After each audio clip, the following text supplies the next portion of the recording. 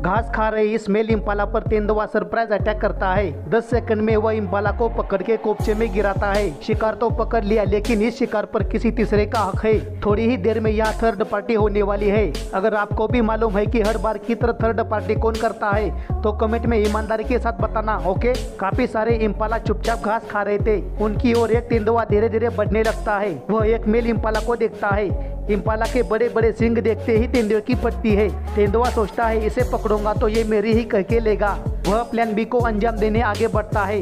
कुछ ही दूरी पर एक मादा इम्पाला रास्ता क्रॉस करती है। मादा को देखते ही तेंदुए के दिल में घंटी बजती है। वह मादा को चुपके से देखने लगता है। वह जैसे ही आगे बढ़ता है तो उसके पैरों का टाइमिंग चूकता है, जिसकी आवाज से मादा और उसके दोस्त भागने लगते हैं। दोस्तों, एक गलत कदम से क्या हो सकता है ये तो आपने देख ही लिया। तेंदुआ पूंछ घुमा के अपने अंदर के कॉन्फिडेंस को जगाता है और आगे बढ़ता है। मुंडी बाहर निकाल के वह मादा को देखने लगता है। मादा पीछे से परफेक्ट पीस लग रही थी। तेंदुए की आंखों से उसके इरादे साफ झलक रहे थे। इस बार तेंदुआ अपने पैरों का टाइमिंग चूकने नहीं देता।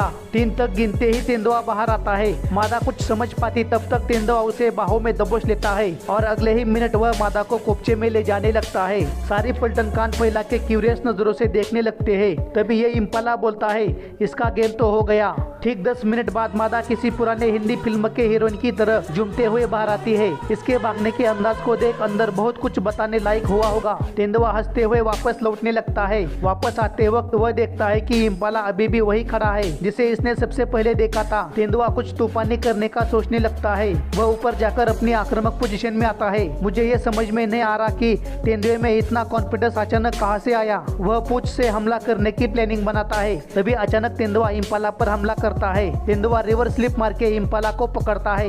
दोनों गड्ढे में गिरते हैं। तेंदुए ने शिकार तो की, लेकिन तभी वह हर बार की तरह फिर की हाइना टपकता है। हाइना नजदीक जाकर ऊपर से देखते हुए हंसने लगता है। जानी पहचानी हंसी सुनते ही तेंदुआ टेंशन में आता है। हाइना आगे बढ़ते ही तेंदुआ शिकार को छोड़ के भागने लगता है। तभी इम्पाला भी चांस मार के वहाँ से रप्पू चप्पू होता है। हाइना ने जाने अनजाने में फिर से और एक इम्पाला की जान बचाई। हाइना इम्पाला के पीछे भागने की बस एक्टिंग करता है। इम्पाला भागते हुए चिल्ला के बोलता है, अपन मौत को छू के टक से वापस आया रे। सच में होने को अनहोनी करने की क्षमता सिर्फ हाइना में ही होती है। ऐसे ही ठरकी हाइना की समाज को जरूरत है।